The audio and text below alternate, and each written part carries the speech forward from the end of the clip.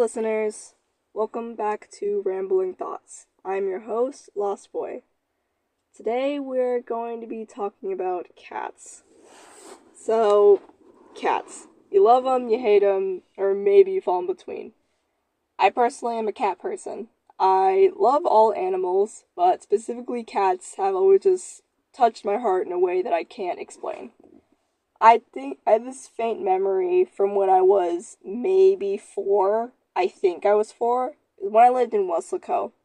And I was at a cousin's house or something. They had 5 cats, maybe 5. It was a big house. But to me, it felt like they had 100 cats. And I loved them. I think my love of cats was born that day. Because I just from that day forward, I've just always loved cats. I have my own little chaotic fluff. Her name is Luna.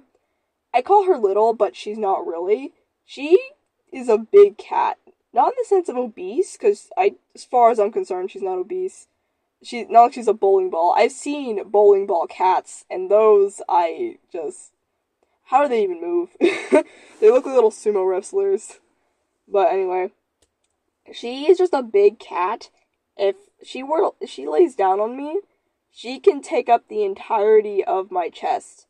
Or if she's laying on my thighs, she can cover from my knee all the way to my hip. And that's just her laying down, not even stretched out. Just maybe loafed on my legs. I know you guys I don't have a picture of my cat. I think I've shown a picture of my cat on my channel. So maybe you can go and look at that and you can judge for yourself whether you think she's a big cat or not.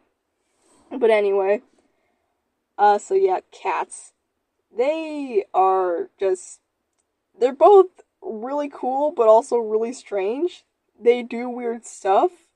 They can do really impressive cool things. There's the wild big cats, there's domestic house cats, and then there's little cats, which I'm not even gonna start on the whole big cat, little fat cat thing, because they are just, it gets complicated. Nature never gives you something straight. Nature is a lot more complicated than a lot of people think. So, for example, cheetahs are not big cats. They are little cats because they can purr, they cannot roar. If you didn't know this about cheetahs, they chirp. They can freaking chirp. And I still can't get over that. It's funny that a cat can chirp. Not chirp just in the sense of the way cats do chirp, because if I say chirp and you think of a cat, they make sounds that you can kind of equate to that. But no, they can chirp like a bird. And it's how? What? That sound should not be coming out of a cheetah. But that happens. Oh, and also leopards. Snow leopards are technically not big cats. You can see how this starts to get complicated. Moving away from that, because maybe I can turn that into another episode for something else. Actually, this is my first time mentioning this. Actually, I think this is my first time. I made a post about it. I put out a poll mentioning this. So I have this idea. I have an idea for a new series where I think I'm gonna call it Lost Boy Lectures, and I want to put on this teacher, professor type persona, and it'll be a recorded video, and basically teach about a certain topic or have just something along those lines. The first episode I want to be about the differences between witches, wizards, warlocks, and so on. I am not going to talk about it now because, like I said, I want to save that for the episode. But yeah, I might, reason why I brought that up is maybe I can make another episode about that. Maybe I can add that onto the list of things I can talk about for that series, I can teach about, is the differences between big cats and little cats. It can sound fun. I need to get a whiteboard so I can actually do this idea I have. I have a little nook corner in my room, and I have a camera, so I could record an episode. I just need that whiteboard because I want to sell this teacher persona. Like, I really want this to happen. That's just the one thing I need is a whiteboard and, like, expo markers. Anyway, back to cats. Here's some fun stories about my cat, because she is a chaotic diva, and she has done many things in her 4 years of existing. Right off the bat, I'll get into her small origin story. I got her from what my cousin's cat had a couple of litters, and she came from one of those litters. I got her for my 13th birthday. She was 7 weeks old. I still remember when I first got her, I was not expecting it. I had always been wanting a cat since I was young, so I was very happy. That was the first time I ever cried out of happiness. She was so small at the time, I could hold her with one hand. Now I need both arms to carry her, or I could carry her like a football under one arm if I absolutely have to. But yeah, when she was younger, I did my best to take care of her. There are definitely some things here and there that I could have done better, but oh well. I was prepared to take care of a full-grown cat, not a kitten. So there were some learning curves. She is very smart. My cat is very intelligent, and I don't mean that in a okay, I don't know how any other way that would be interpreted, actually. She is very intelligent, and that's the annoying part about her. I love her to death, but she uses that intelligence to get what she wants, specifically when it comes to stealing food. I can't tell you the amount of times that we have had to, put her in my room while we eat dinner, or, I've had to pretty much do parkour to keep her away from my food, while I'm cooking in the kitchen, because this cat is so food obsessed. She's not obese, actually. She is, she's just fluffy, and I mean that genuinely. I know some people say that about their cats, but I've given her a bath before. She shrinks whenever I put water on her. She's, all that extra, chonk is really just fluff. But yeah, she handles baths actually really well. Anyway, back to what I was saying before. Specifically, her favorite food to steal is bread. I can't explain why she loves bread so much, but she does. And it's kind of funny. At this point, I have lost, any anger I get when she steals food, or when my cat just does something. Because at the end of the day, she's an animal. She's going to do certain things that I won't like, and there's only just certain things I can take into precaution so she doesn't get into them. But yeah, back to the stealing bread thing. It's gotten to the point where we cannot leave bread around her. She will steal it. We can't leave the pantry door open. If someone accidentally, and this has happened, someone accidentally leaves the pantry door open, she will break into it, take the bread, a package, a loaf of bread, and rip the plastic open to eat the bread inside. It's insane. I've seen her do it multiple times. I've seen the aftermath.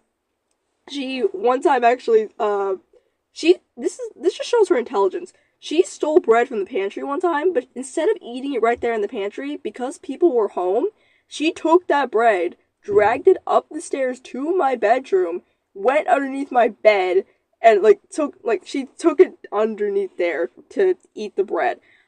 I was in my room at the time, so I could hear her come in. I didn't see her, but then I heard some rustling around underneath my bed, and I looked down there with the flashlight on my phone, and I see her with a freaking package of bread. I drag her out of there and take the bread. She looks pissed, but it's just what were you expecting? And yeah, we just can't leave bread around her at all, or even just food out in the open. I know some people's cats aren't like this. Mine is. And so, yeah, we can't leave food out around her. She will take it. Only food she does not touch is anything that's spicy, citrus stuff, obviously, and, most vegetables she won't touch. But if it's meat-related, even spicy food is an exception sometimes. Sometimes she has like taken small nibbles at things that are spicy, specifically a Cheeto, maybe once. This happened one time, but I don't remember when. Uh, she has her sweet moments. She's goofy. For example, one of the things that she loves to do, like she has a high prey drive, and I learned that this year when I was trying. Like I don't remember how I stumbled upon it, but I learned about the concept. I looked more into it, and then I realized that was what my cat was doing. Like that's what my cat had, is that she had a high prey drive, because what a high prey drive means is that she's very in touch with her predator instincts. Her favorite ways of playing are pouncing and like stalking and then popping out behind corners. She did that as a kitten. I would walk around a corner, or she'd be hiding behind a corner, and then she'd jump out and pounce my foot. She'd stare at me for a sec and then sprint off if I like slightly jolted towards her. Um, so one of like something my mom has just grown used to, and also just my family that I live with, is me chasing my cat around the house, because like that's just how I play with her, and that's how she likes to play, is running and chasing and pouncing. She like the sweet moments that she has. She always knows whenever I'm in a lot of pain, and when that happens, she will come over and lay down she'll lay down on my chest or just lay down with me and purr. Fun fact about cats, if you didn't know this, cats have borderline healing properties with their purring. Like they purr at a frequency that has basically healing properties to human tissue and bones. I am convinced at this point that my cat knows when I'm in pain. Like she knows when something is wrong, because main times when she does this is whenever I'm in a lot of pain. And it's really sweet. Whenever I had surgery, and like whenever I had come back from the hospital a few years ago, she would sit with me all the time. Like there's not a single memory I can really draw out where she wasn't laying down with me. Um, Enough about my own house cat. Uh, I love her to death, but I want to talk more about other cats. uh, my cousin's cat. His name is Ollie. He is an orange cat. Why is it that orange tabby cats are so strange? They're their own breed. I know some people say that tabby is a fur coat color and it's not that it's not a breed of cat, but I refuse to believe that orange tabby cats are their own breed, and you cannot tell me otherwise. They I've been talking for a second. Like, I love cats a lot, so I forgot to breathe for a sec. Orange tabby cats are so weird. They just don't think. I feel like their brains just shut off sometimes, because they either are super loving or they're super chaotic. My cat is half tabby, so that's probably where her chaotic sign comes from. Uh, but yeah, Ollie, he is a bit of a chunky boy, cause like they have like he like eats a little bit too much. I feed my cat wet food that made her lose weight, so I suggested that to my cousins, like of changing his diet and also keeping a chart of when to feed him, because something my cousin told me is that he would even after being fed in the mornings to another person, he would act like he hasn't been fed. So he'd get fed twice in the morning because like no one checked if he already ate that morning. I haven't seen him in a while, so I might ask my cousin about him in a sec. But yeah, he is a chunky cat. He's really chill. Like he's one of those chill orange cats. He's not a very chaotic one. If you can mess with him and he will not care. Attention is attention. I actually had an episode before that I had recorded before this one. It was a few weeks ago, and I wasn't happy with the output. I'm pretty sure I said this previously in the recording already. This is my third time recording, because you know, the two other time, well, okay, the first time it glitched out, then the second time I didn't like where how it was going, so I decided to start over.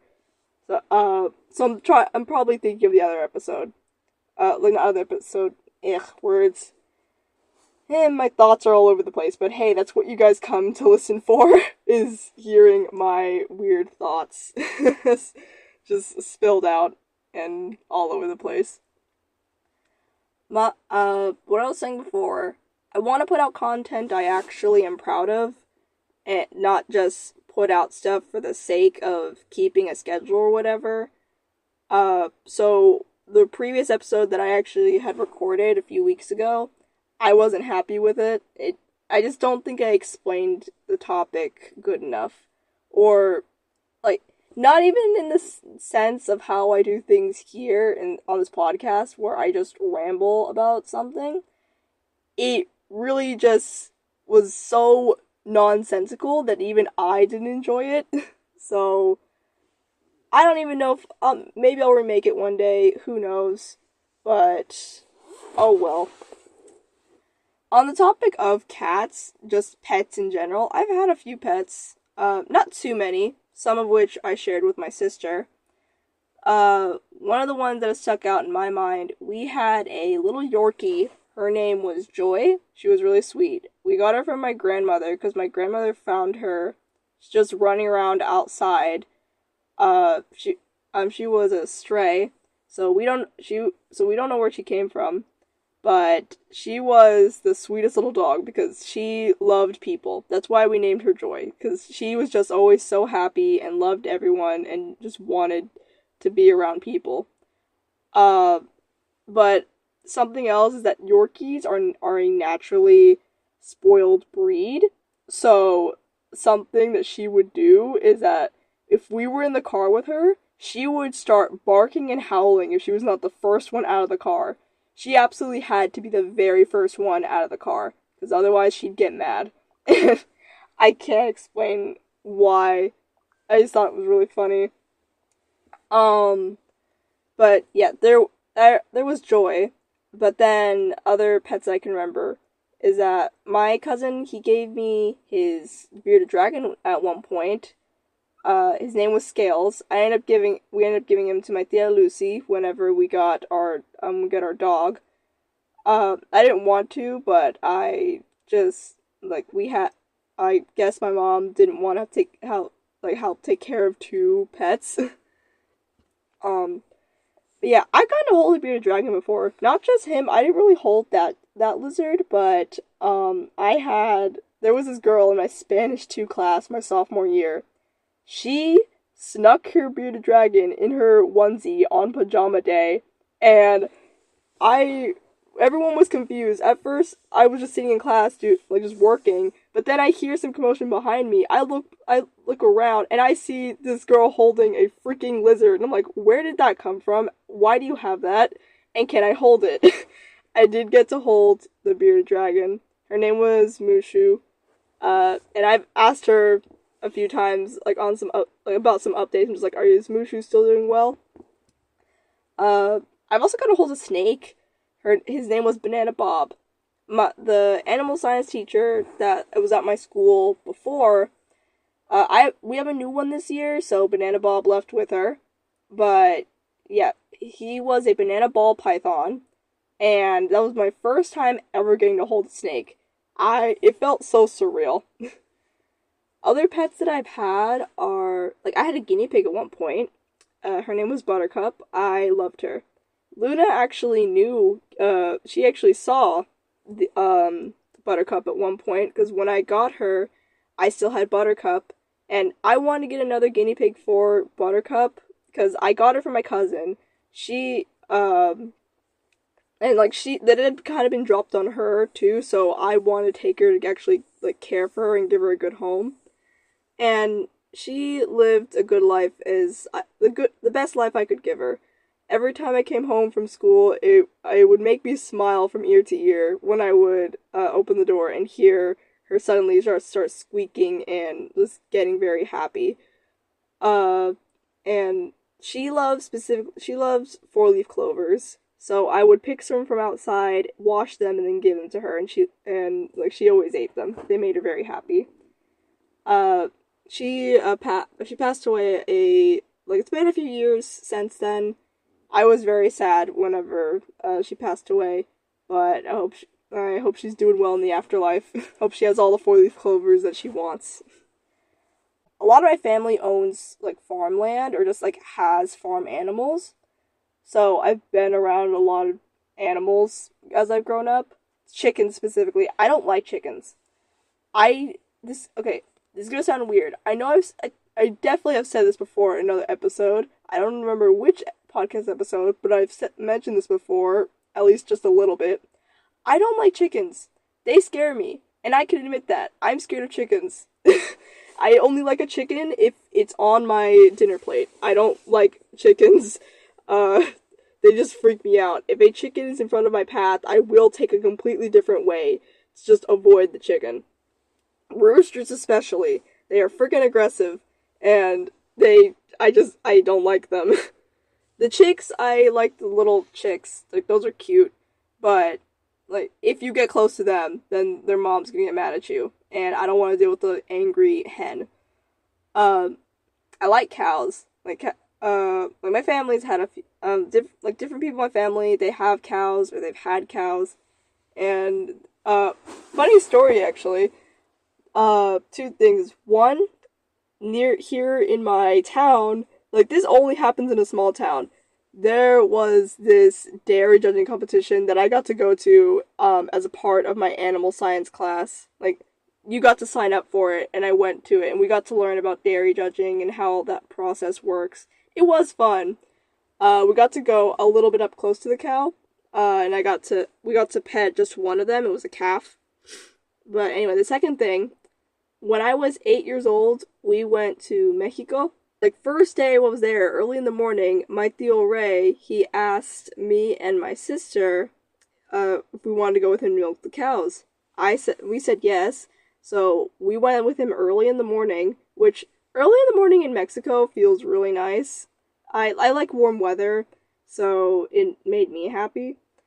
Anyway, back to the cows. So we went with him, and he was milking one of the cows, and then at one point when he was milking another cow, he brought out its cat, like, she brought out her calf, and he asked me to hold the rope of the calf and bring it to his mother, and I tried to do that, but then the minute my Tío let go, the calf started running, and I didn't let go of the rope, so I got dragged by a calf.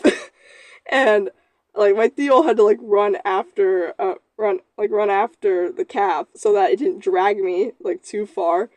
But yeah, that memory is still ingrained in there. I still remember that very clearly.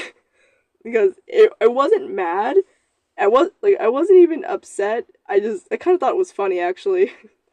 That's my biggest memory associated with cows. It's just the time I got dragged by a calf when I was 8. um, Staying on the topic of animals, one of the most common animals that's been in, like, different parts of my family, big dogs. I love big dogs. Half the time they're just giant sweethearts. I like cats more, but come on, cats are great, but I'm not gonna say I hate all animals. Like, other animals are great too. I still love dogs. My tia had a German Shepherd. Her name was Miley, I think, if I remember that properly. And, like, I really liked her. She had to give her away whenever she had her baby. And, like, I was kind of sad that Miley wasn't there anymore, but I could understand. I've been around a lot of pit bulls. I love pit bulls. They are such misunderstood dogs. They are so sweet, and they don't deserve the hate that they get. My family has had a couple cats too, here and there. But I don't remember any specifically other than my cousin's cat, Ollie. My brain is just scrambling at this point. Because I want to keep talking about animals, but then like I just have other things on my mind right now. How's school going for you guys? Is anyone I know like some people listening are still in school only just because like I know some of my friends like might listen to this. But yeah, how's school going for you guys? I'm not having too bad of an experience. I'm glad this is my last year.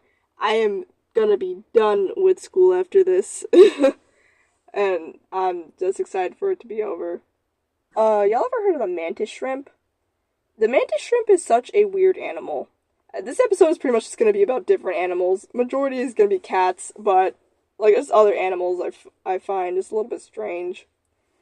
The mantis shrimp is this big, like, freaking crustacean that lives in the deep sea, and it is overpowered as heck, like, for absolutely no reason. It has 16 different color receptors, so it can see colors that we can't even imagine. Its punch is fast enough and it's strong enough to break bulletproof glass, so that's why you've never seen one in a aquarium before. But it's so fast that it heats up the water around it to make it boil. And I'm just trying to understand why the heck does this thing exist? Why is it so strong? What is this thing? It is such a weird animal. Not in a bad way. If this tells us anything is that nature does whatever the heck it wants and no power on earth is strong enough to stop it. Anywho, this has been an enjoyable episode.